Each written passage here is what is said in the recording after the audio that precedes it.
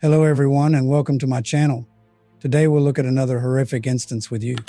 In many classic romantic comedies, the protagonist pursues and actually stalks the lady he likes, and in the end she succumbs to his urging, realizes that no one loves her the way he does, and reciprocates his affections. On television, this appears sweet and hilarious, and the character comes off as a true romantic, prepared to go to any length to gain the attention and love of his chosen one.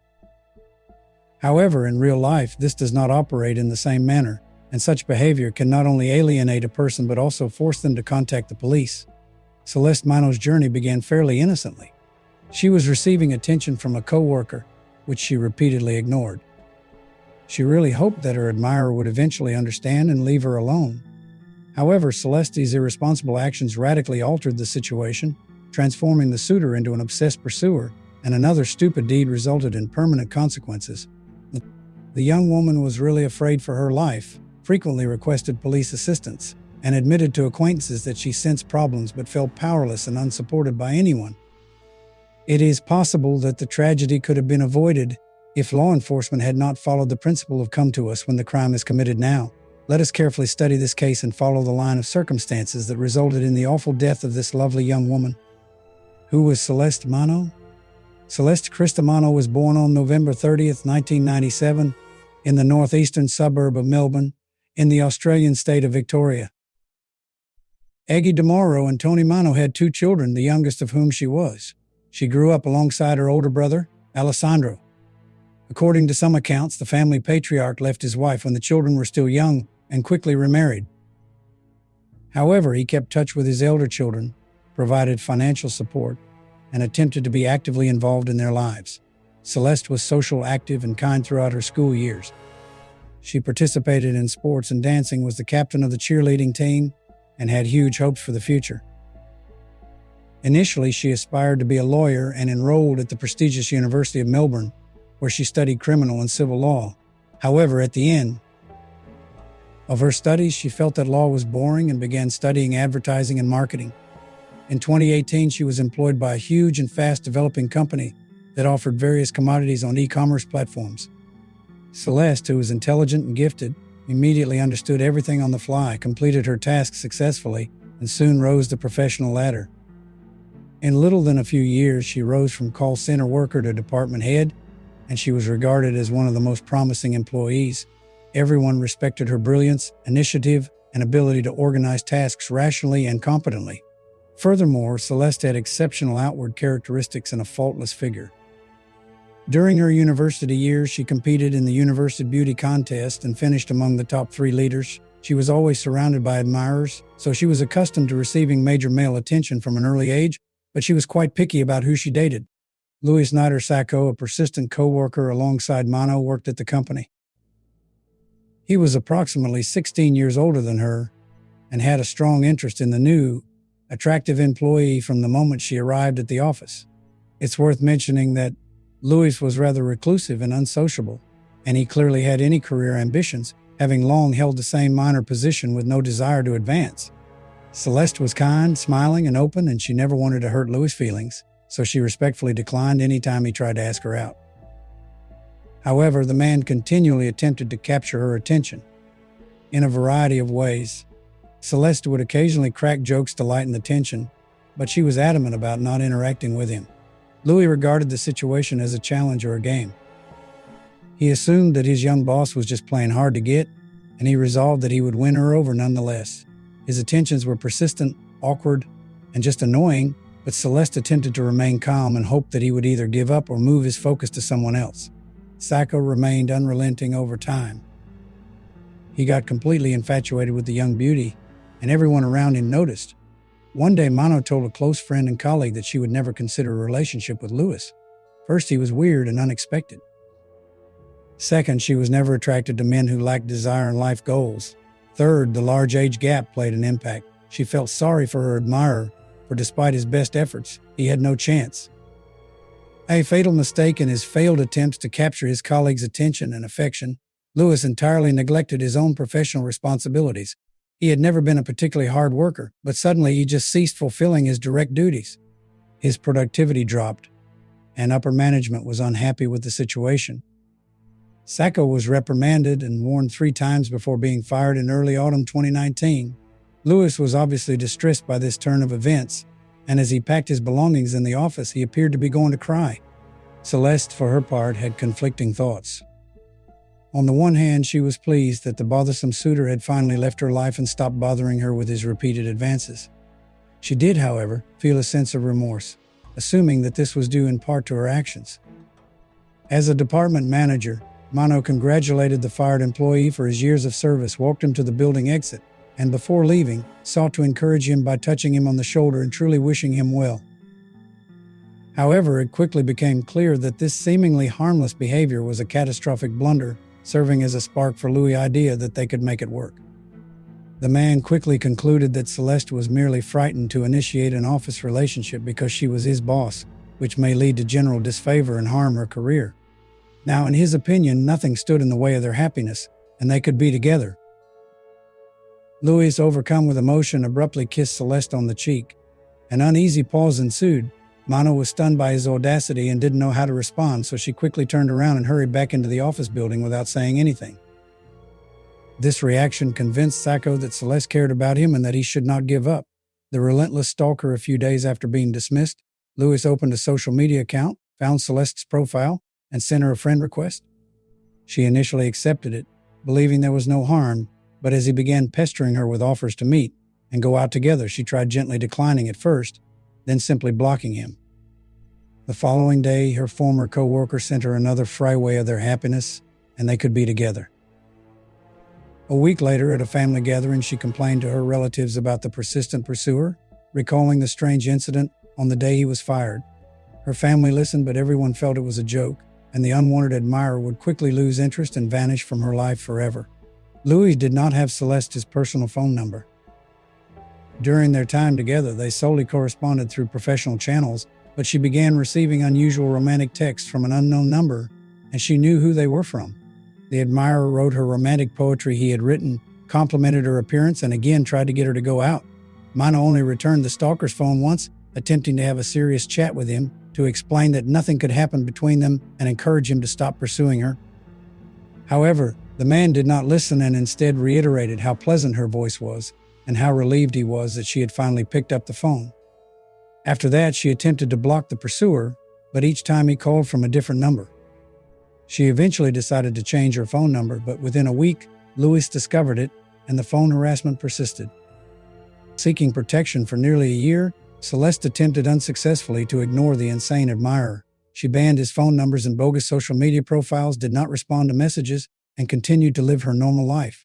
However, the stream of text persisted, and their tone progressively shifted from amorous to assertive and menacing.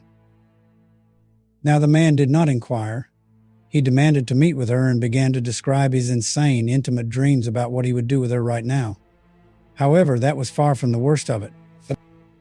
It found out that the stalker began following her from work to home, discovering where she lived. Celeste had no idea Louis was now following her every step, not simply through messages. She caught a glimpse of him near her house on occasion, but she dismissed it as a figment of her imagination, the result of nerves. When the young woman realized she was not mistaken and that Sacco, with his obsessive devotion, was actually following her, she decided to seek police protection. Mano asked law officials to establish a special order preventing the stalker from approaching her or her house. However, the officers ignored, if not mocked, her request. The police said the man had done nothing criminal or immoral, as creating poems or expressing explicit fantasies in text messages is neither illegal nor penalized. Celeste could not give evidence that Louis was following her or loitering near her home, so she was simply asked to leave the precinct so that the police could apprehend the real offenders. A long-awaited restraining order. Celeste endured her old colleague's continuous harassment for another 6 months. During the day, she frequently saw his car parked across the street from her office, and in the evenings he drove past her house multiple times. She was always aware of his stare, which made her uneasy and tense. In August 2020, Mano addressed the police again, this time with photo and video proof on her phone proving that Louis was definitely following her. A different officer received her statement, took the matter more seriously, and was astonished by his colleague's lack of concern. He urged her to go to court immediately, where a restraining order was issued against Sacco, and he was informed that he could no longer phone, approach, or attempt to contact her in any other way. Clearly, the man did not expect this outcome, and he did withdraw from Celeste's sight for a few weeks. She was happy. For the first time in a long time, she felt liberated and confident that the harasser would stop bothering her. However, her comfort came too soon. Less than a month later, she began getting texts from unknown numbers, in which Louis first appealed, then demanded she retract her statement and remove the restraining order, claiming it interfered with their romantic relationship. After getting multiple texts, Mano promptly went to the police, as her pursuer had breached the restraining order and now had to face the consequences. The man was punished and informed that future offenses would result in far more severe punishment, and that if he did not leave the young woman alone, he could wind himself in jail. Sacco then remained silent for about 2 months, and the young woman concluded that he had finally abandoned her. Celeste met a young man named Chris Reedsdale in September 2020. He was only a year older than her, and they rapidly discovered that they shared many interests, perspectives, and aspirations, leading to the development of a romantic relationship. She told her new boyfriend about the harassment from her former admirer and said that, despite the fact that he hadn't made himself known in over a month, she still felt anxious. Chris made an effort to surround his partner with care and attention, doing everything he could to make her feel safe and secure. In early November, the young woman invited her new lover to a family meal to meet her parents and brother. Celeste's decision was favorably embraced by her family. They quickly got along, and her mother even joked that her daughter was now in safe hands that would protect her. The following few weeks passed pleasantly, with the erstwhile admirer no longer appearing or attempting to contact Mano.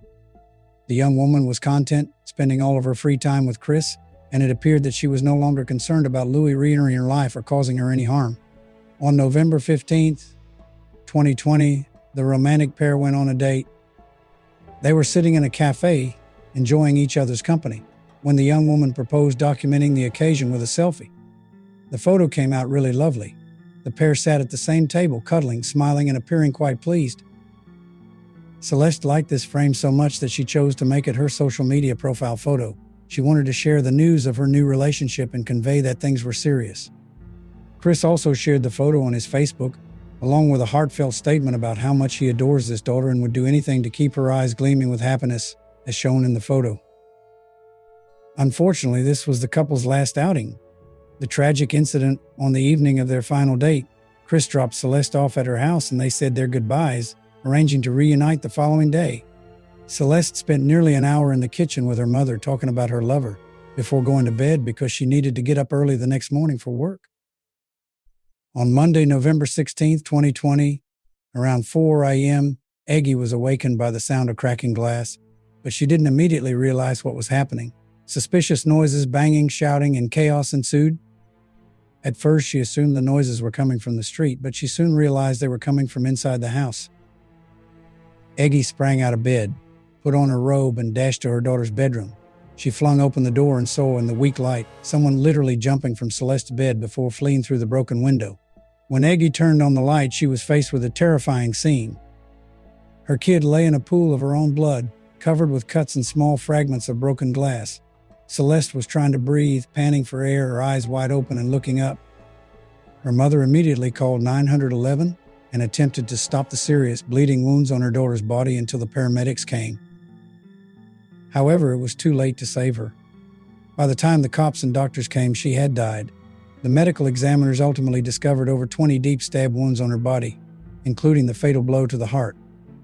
Investigation and the prime suspect. After analyzing the scenario and comparing the scene to Eggy's testimony, the police decided that the assailant broke into the victim's room through the window and carried out the attack before her mother arrived. The perpetrator struck Celeste arbitrarily with a large butcher's knife, and she attempted to fight herself, as evidenced by several cuts on her arms. When asked if her daughter had any enemies, Eggy could only recollect one named Louis Sacco, who had relentlessly chased the young woman for over a year, pestering her with phone calls and threatening texts. This information was confirmed by other family members, as well as her friends and colleagues. At the site, the suspect left numerous bloody fingerprints, and DNA was discovered on a fence he hopped over while escaping after injuring his hand. As the case's prime suspect, Louis needed to be detained and interrogated as well as all of the evidence and witness statements verified and compared.